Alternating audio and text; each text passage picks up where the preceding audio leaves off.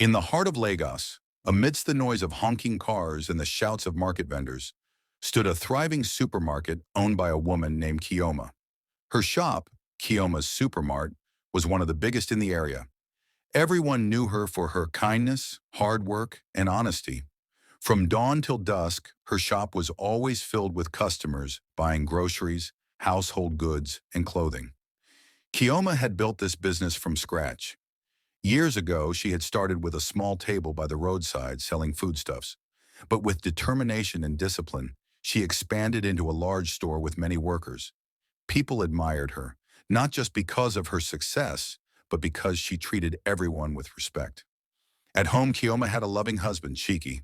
They had been married for 15 years and were known as one of the happiest couples in their neighborhood. Cheek was a businessman, hardworking and responsible. He loved Kioma deeply, and together they built a comfortable life. Their house was a beautiful two-story building in a peaceful estate, filled with laughter and warmth. However, despite their happiness, there was one thing missing: children. For years they had tried to conceive. They visited doctors, tried herbal treatments, and prayed fervently. Yet Kioma never got pregnant. In Nigerian society, having children was considered very important, and people often whispered behind their backs. But Kioma and Chike ignored them.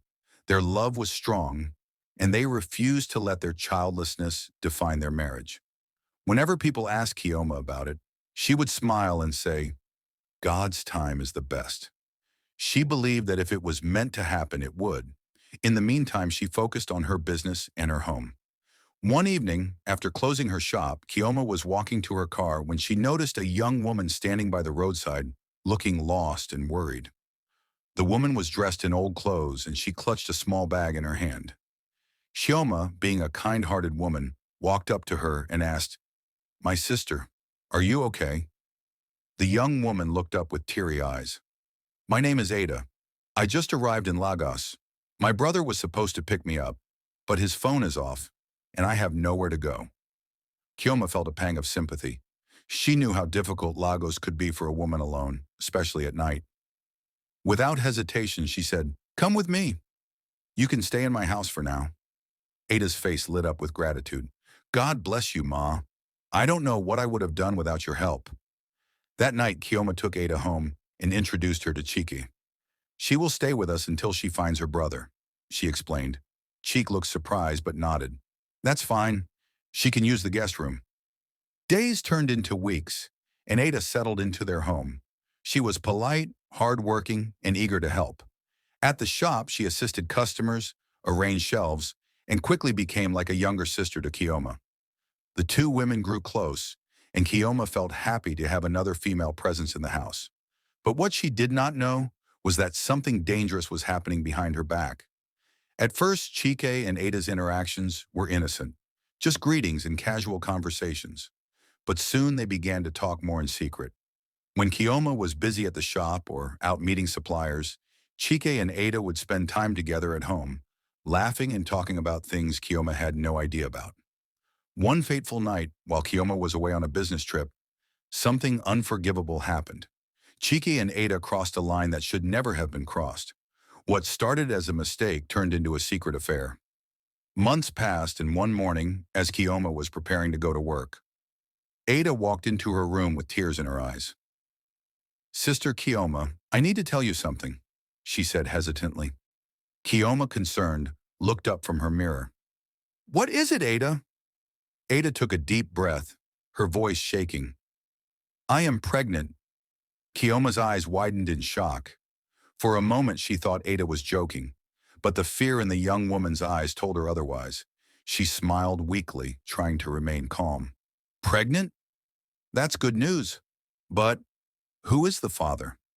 Ada looked down, unable to meet her eyes. Kioma's heart pounded. A terrible suspicion crept into her mind. She stood up slowly and walked closer to Ada.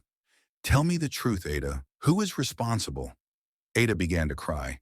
It's, it's Cheek." Chioma felt like the air had been knocked out of her lungs. She grabbed the edge of the bed to steady herself. "What did you just say?" she whispered. Tears streamed down Ada's face. "I never meant for this to happen. I swear." Kioma felt her knees go weak. She stumbled back and held her head, trying to process what she had just heard. Her own husband? With Ada?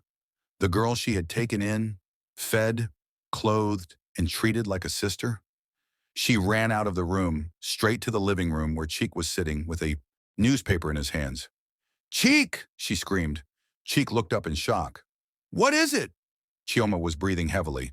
Her hands trembled as she pointed at him. "Tell me the truth. Did you sleep with Ada?" Cheek's face turned pale. He opened his mouth, but no words came out. Kioma's heart broke into 1,000 pieces. "After everything we have been through? After all these years? This is how you repay me?" Chike lowered his head in shame. "I am sorry, Kioma. I made a mistake." Chioma laughed bitterly. "A mistake? A mistake is when you drop a glass of water. What you did, this is betrayal." She turned to Ada, who stood there sobbing. "And you, I took you into my home. I treated you like family." "How could you do this to me?" Ada wiped her tears. "I didn't plan for this to happen. It just—" "Shut up!" Kioma snapped. She couldn't bear to hear any excuses. For days, Kioma didn't eat or sleep. The pain was unbearable. She stayed at her shop longer than usual, avoiding home. She didn't know what to do. Should she leave her marriage? Should she forgive Chika? Her best friend Ifeoma visited her and said, "Kioma, you need to be strong." Kioma sighed.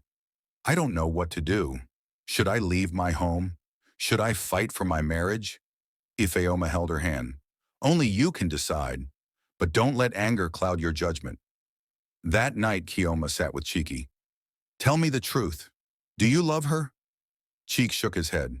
"No, Kioma. I was weak. I made a mistake. But I love you, and I don't want to lose you." Kioma felt her chest tighten. "But she is carrying your child." Cheek nodded. "Yes, and I will take responsibility. But my heart belongs to you." Kioma closed her eyes. The pain was too much, but she knew she had to make a choice. "I need time," she finally said. In the months that followed, Kioma focused on her business. She went for counseling, prayed, and slowly healed. She didn't forgive Chike immediately, but she also didn't rush to end her marriage. She took her time to decide what was best for her. Whether she stayed with Chike or moved on, one thing was clear. She would never let anyone break her spirit. Her story became a lesson to many. Trust is fragile, betrayal is painful, but strength and wisdom will always help one rise again.